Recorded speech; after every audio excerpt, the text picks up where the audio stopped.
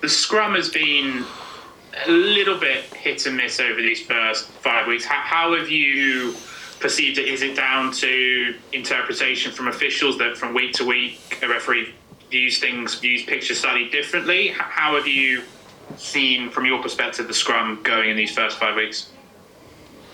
Certainly not to the levels of where we were at last year by way of dominance.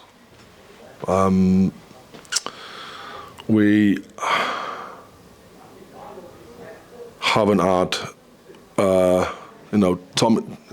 Tommy Taylor's great for us. He's come back late. He didn't play since February. He come back late in the pre-season, so we get a couple of weeks into us.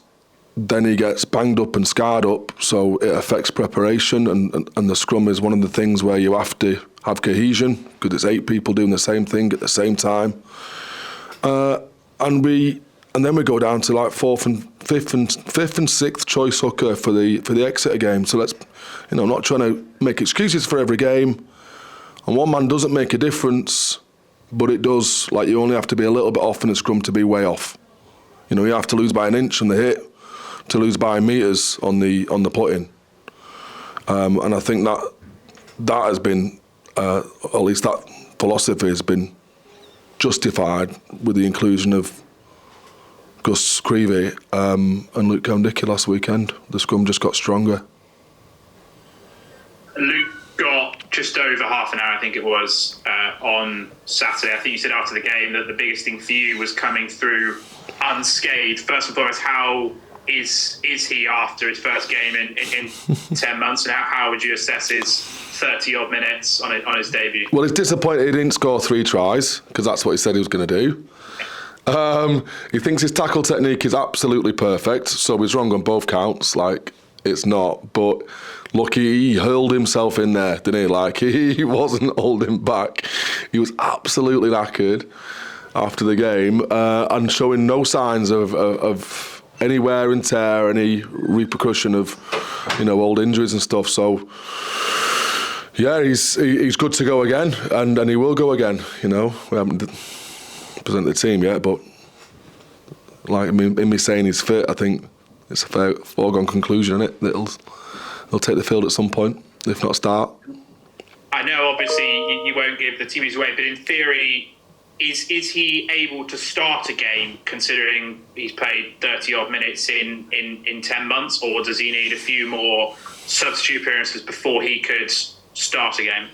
Yeah, he could start it because he's fit enough. I think that there's obviously smarter ways of a reintegration for when we've got the strength of depth that we have got. And Tommy Taylor is over his concussion protocol now, so we've got 3 experienced hookers there that we can call on. Another try for Aaron Reid on the weekend. He just seems to be in really good form, and when Flats is back, he's got a job on his hands getting himself back in the starting 15, isn't he, with the form of Reedy and Tom Roebuck? As he did in the final last year. Flats got injured, Reedy got a spell, and we went with Reedy because we picked players who are on form. So that'll be exactly the same as it is. It's a really healthy environment, and you got 3 lads of that calibre who are all kind of peaking. So yeah, and he's diminutive in size. He's probably about 6 foot tall, but everyone else is 7 foot.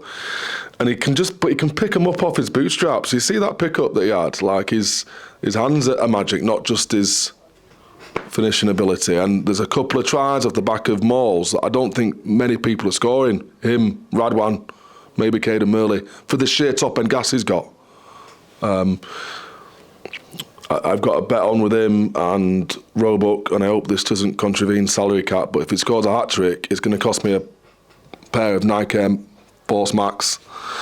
So both of them are getting... And so although like Roebuck's setting him up in here every week, the last 2 weeks he's set him up, and they've got a bet on about who scores the most tries because the other person have to take him out for Nando's, and yet still they're assisting. So we'll see. We could all be out of pocket by the end of the year. I'm sure there'll be some more questions about individual players and fitness updates. Just one final one on Johnny Hill. Was he rested on Saturday, or does he have an injury? Ellis Genge's wedding. Same place Genge was at. And just finally, were there any knocks Josh Beaumont went off with HIA and failed it. Any other knocks from the weekend? Trying to think. We got a couple. It's not knocks. It's just more fatigue related niggles that occur around this time. Like I said, last year we rarely went past 7 games, 6-7 games, before there was an unscheduled break for the reasons that have been highlighted.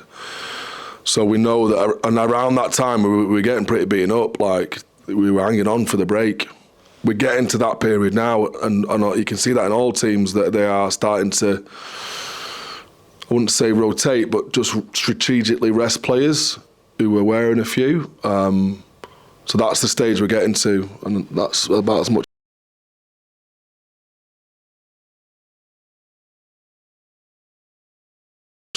are holding up. Cheers, Alex. Thank you. Thanks, Kieran. Hi, Alex. Could I ask you about Tom Curry's current state of play? Yeah, you can, yeah. But I can't give you if you'd waited on another half an hour, which I don't expect you to do, I am waiting on a specialist assessment on his hip. He has got a dicky hip. I think there's a medical term for it.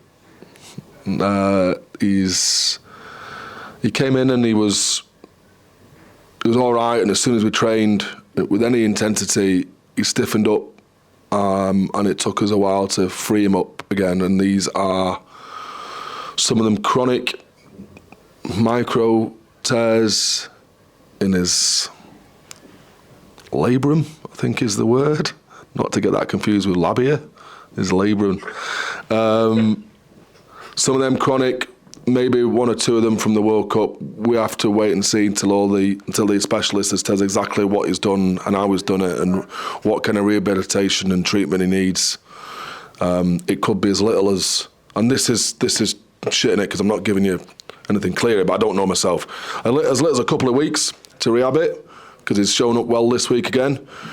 It could be a lot longer, depending on how much wear and tear there might be on his bone.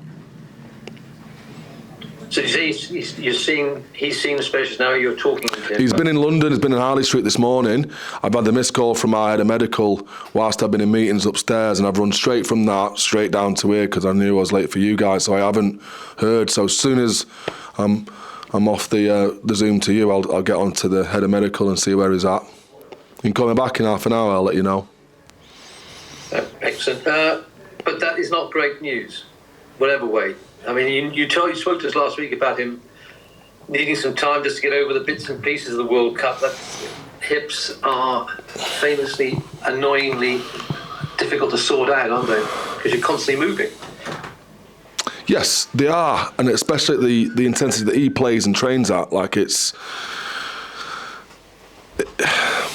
I don't think anyone who trains and plays like he does is ever going to be devoid of some kind of Achilles heel. That's probably the best way you can put it, and I mean that in the metaphorical sense, not the injury sense. He's a superhuman, isn't he? So something's going to give at some point, and he has to manage it. How you manage it, and every good player goes through injury crisis, will determine the longevity of his career moving forward. So that's the key, and we've spoken about that. Like, this is not tragic; it's not career-ending by any stretch. But it is another speed bump in what has been a really bumpy road for him this season, and he's got to get over that. Like, let's look at this injury in its isolation and not feel like you are tainted with bad luck, because that's what it could feel like for him. And then you can get down and all that kind of stuff, and it will turn. His luck will turn. We'll put Humpty Dumpty back together again. You're going to see him soon enough, hopefully by Christmas, and then we'll take the long-term effects of this as and when we find him, Chris. The mental side of it is very big for you, I know, and the things you put in place to help the players. Is more the things with Tom is that he is incredibly sort of deep thinking in that sense, that you have to sort of really work on him just to relax and just to understand it's not the end of the world? I don't work too closely on the psychological side with Tom because he wants to keep that separate from the conversations that we have with him around his performance. I know he does work hard on it. You know, I did have a conversation with him, and only from personal experience, because that's the best way I think you can talk or discuss these things with lads. Like my brother got injured for 2 years. Got injured for 2 years at Quins, both ankles operated on, got his contract struck off because he was injured for more than 6 months, said, please just give me the money to live off, which they did, got back into the side, got player of the year the year after that, and captain England the year after that. Like, it happens to people, you know, by one degree of separation from me, to say, Tom, this is just part of your journey. So I can speak to him on that sense and hopefully try and calm him down, because the human nature is to think the worst, isn't it? To think, oh, look, this is happening again, and it's spiraling. And actually, no, like, you're not alone here. Like, there's people very close have been. So that was the nature of the conversation I had with him last week. And if he wants to talk to me again, I'm certainly going to be in his plans long term, because whatever future treatment he needs, I think we have to be strategic on that if he does need it. So we spoke about that, but on the back of that, he just gets on with it, Tom. Well, if you want to talk to anybody about bouncing back from injuries, you've got Manu. And is there any update on the hand? Is it 5 weeks? Is it 4 weeks? It's fat. That's what his hand is. His hand's really fat. It still looks like a nutty professor hand. You know, he's just had a kid. He's just a little boy. Yeah, Noah. He was unnamed last week. Noah, yeah. Noa spelled in Samoan, I've been told. He's been in today. He's had a haircut. He looks sharp. I would think that it would be around Leinster, Stad Leinster, so that would be 3 to 4, yeah. But yeah, we're going to get x-rayed on Friday. We'll know more then.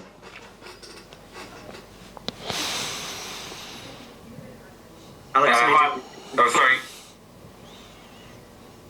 Alex, will I go now? Okay. Bonjour. Okay, good man. Look, just with regard to Ernst van Rijn, he's turned into a tackle king out of the blue for you guys. He didn't play much for the Stormers last year. I think he only started 5 games in their URC campaign. So how do you guys identify somebody like that and know he could be a perfect fit for you guys? I mean, he's taken over from John O'Ross and run with the ball, so to speak, in terms of being the new defensive king there at your club. I think it's got to be a little bit of luck, because we didn't assume that it would be this good. Like, you talk about the tackle king. He hit the most out of rucks 2 or 3 times this year as well at the 5 games. He ran second highest metres week before last, behind Sam James at fullback. So it's always the back 3 and the centres that run more metres, and he's up there.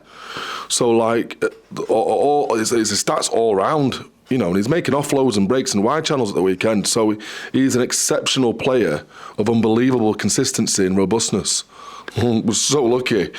We obviously, like I said in the past, we get the clips, we watch them individually, all of us.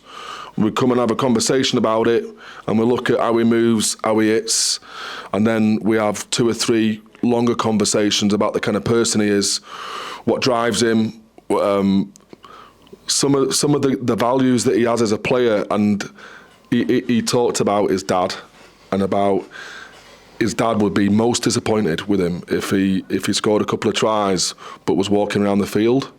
You know, like, he wears work rate as a badge, and you're like, right, he is one for me. And then he lived with Cobus, Visa, when he was younger, so you understand the kind of person he is. And if you're able to live with Cobus and vice versa, then you've got to be quite solid, quite stoic. You know, I wouldn't say God-fearing, but God-loving. Practical minded. So all these things, the moon's kind of aligned along with that. He just got married, wanted an overseas experience, and so the fit for him for Manchester and this young kind of demographic of a team, I think, has allowed him just to show off his talents in terms of how we play and flourish, because he's really happy. Him and Bianca as a pair are really happy in Manchester. Like, they love public transport, Liam. They love charity shops. I mean, like the smallest things that you take for granted is mega for them. So you get that, and then all of a sudden, like, it flows into his game and his boundless energy. So yeah, there's a lot there, isn't there? But there's a robust recruitment policy. His age demographic, the kind of person he is, and the fact it's just right is right for his life at the moment to be where he is and to be with us. If you could pick one aspect of his game, though, what aspect would it be that has taken you by most surprise, given you would have done your research, etc.? I mean, I know you mentioned luck there, but I mean, there's a lot more to it. He must have had a hidden talent there that you didn't spot or something like that. I don't know, for him to settle in so quickly and be such an integral part of your team already. Yeah, it's consistency of work rate. You know, I know it's a real simple thing and everyone backs himself on work rate, but he's done it every week. It's not like he's had a couple of games. He's top of the tackle count every week, top of the ruck count. So, like, I'm looking back at him, like what we talked about, people taking little twinges. I'm like, how is he doing it? Like, how is he? Like, every Monday, first question, how's Ernst? Because at some point we're going to have to rest him because the workload's getting through, and he's fine. I'm like, he truly is at the moment appearing to be superhuman, or he's just lying to us and he's in pieces, but we haven't got there yet. Brilliant stuff, great bit of recruitment. Just the final topic I want to talk to you, Bevan Rod. I mean, we're at the World Cup and the guy got very little game time over there, so it was more like he had to be very good with himself just in terms of staying the course with regard to not getting a look in for a long period of time. He's played 2 games with East Ends there. What way does he look back now in the World Cup? What ways has he spoken to you about putting it away for the future? As in, what has he learned to take forward in his career and be an even better player? Yeah, I got a lot of similar messages what we were saying to him before the World Cup, but it didn't have a consequence on his selection for us, and it did in the World Cup. So we asked to be a smarter, more dominant scrummager on the loose head, and not just go for every scrum on every occasion, paint bad pictures, which ultimately lead to penalties conceded. So he's grown in maturity there and an understanding of his role and the growth he needs to make on the left-hand side of the scrum. What did you make of him in the couple of appearances he did make at the World Cup? They were brief enough, but like he did bit when he was called on. Yeah. Look, everything that we know that he is. He has a big impact in the game and attack around the contact area.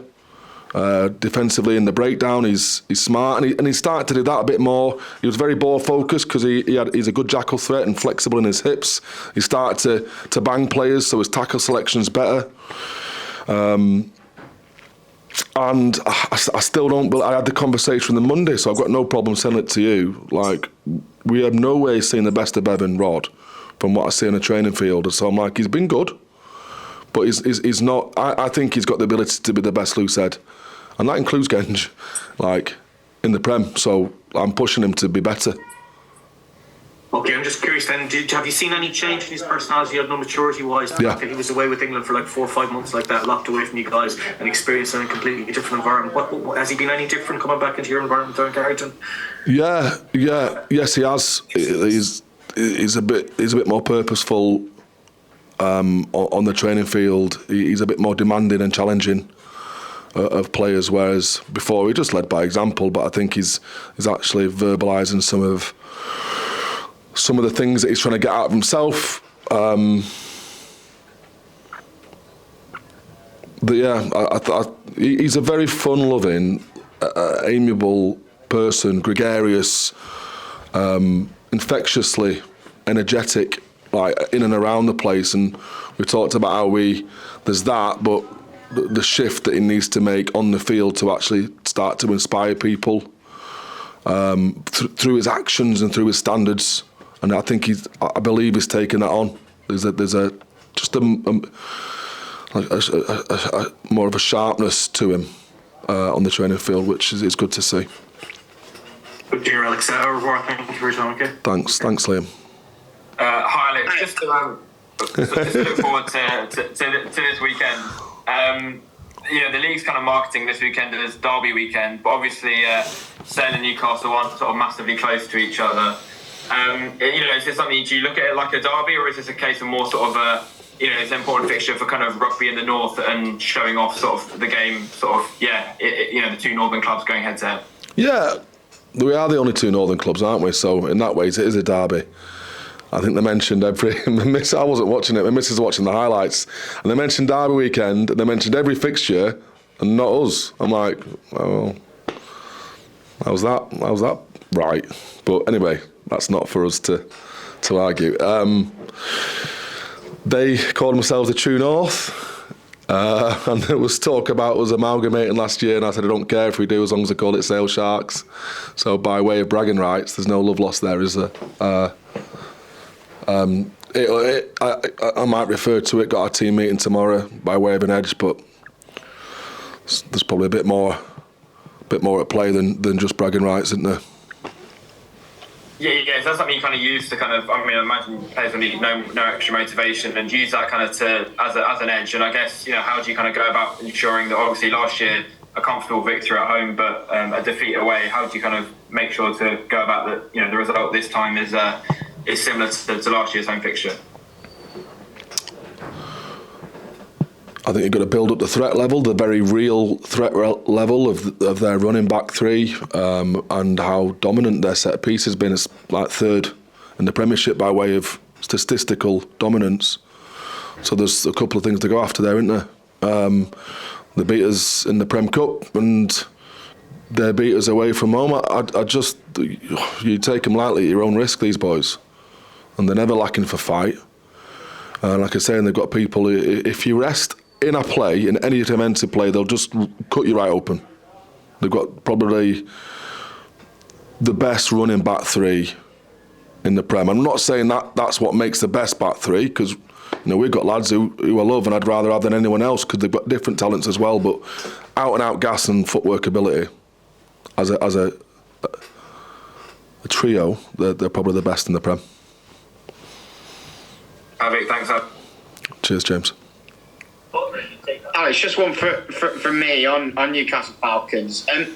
Given that they're only team not to win in the Premiership this season, do you think that is kind of the worry for any team coming up against them now, that their luck's got to change at some point? Yeah, definitely. They're not. Yeah, of course they are. They're going to win. I mean, they've been close. I think they should have won both those games at home.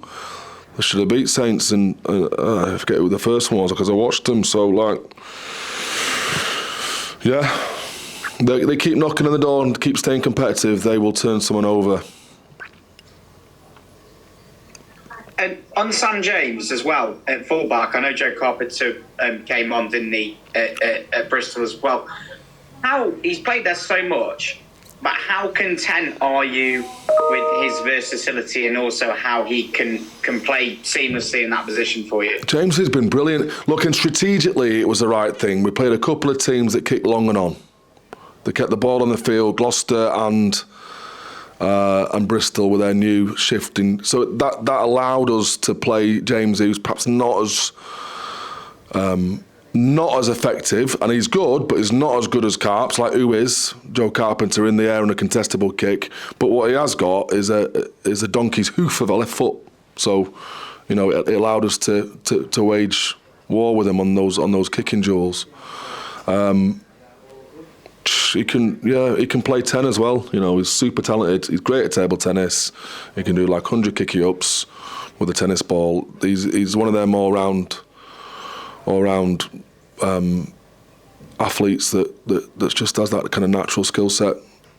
That, and he's a great lad with a lovely little kid called Arthur. So, yeah, I'm very lucky to have him in the squad. His contract is up this year. Not that I'm advertising, but we were looking to retain his talents. Well, we'll have to ask him about table tennis tomorrow night because he's in the studio. So are Aaron Reid and Gus Swore. Anything you want us to bring up with them?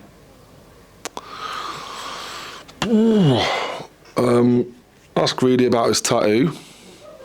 He's had a really bad tattoo done that's almost put him out of training this week. Ask Gus about his girlfriend because he's unbelievably whipped. He's got himself a doctor girlfriend who's into hockey. Like, she's one of them, like aggressively, like, I won't say forward, but when you meet someone, they're just like there in your face. I'm like, oh wow, how's he getting away with anything? Doesn't get away with anything. So that, ask him about his shit hair. You know, it's probably too long for a scrum half. Reedy, self-confessed best looking lad in the squad. Ask him what they call him now. Now they call Gus Creevy Gus. The lads have started calling Gus War Gus because he's got a bit of a lisp. So there's a little bit in that. What else? You know, apart from the general bants, I'm not in on the WhatsApp because they won't let me in on it because I'll be hearing what they get up to in their spare time. Sam's dead dry. Sam's good. You'll have some fun with Sam. Yeah, you'll have a good time. What studio are they in on? What is it? They're on Radio Manchester. All right, brilliant. A few weeks Yeah, ago. yeah, Right, gold. Yeah, no, get them on. They'll have a good time with them. Thanks very much. Good luck on Friday. Cheers, Robin.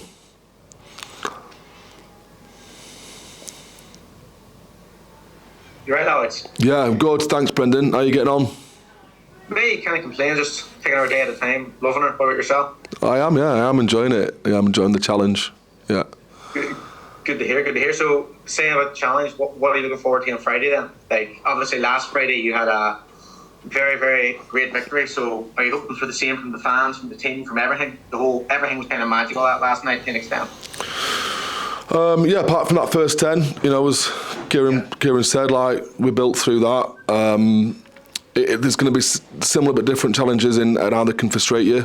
The Falcons, how competitive and gritty they are, and can we keep our heads when we're not getting some of the rewards that we think we should have? You know, that's going to be tough for us, or at least a challenge. I'm looking forward to be back under the lights on Friday night with a weekend off, because it's been busy, hasn't it? Like, been busy start to the season. What else am I looking forward to? Northern Derby. Well, I said that Northern Derby, yeah, Kings of the North. Yeah, we've got an old trophy somewhere with Kings of the North on, so I might bring it down. Yeah. And then obviously, well, talking about that Northern Derby and the true Kings of the North, so obviously, are you hoping for better weather or worse weather, considering which one's worse? I used to live in Newcastle. It's pretty bad up there too. Yeah. Like, I walked out of here last Thursday and it was sheeting down. We've had in the middle, it's coming down now, Storm Debbie. And I said to Ange, who's a lifetime season ticket holder, I'm like, what beautiful weather, Ange, like it's sheeting down. And she's giggling. I'm like, you know, if you didn't like the rain, you should just move to France or to London. But if you're living up north, you've just got to embrace it and accept it. So whatever the weather, we'll go out there and try and, you know, to put a good performance on in the style that we have in the first 4 out of those 5 games.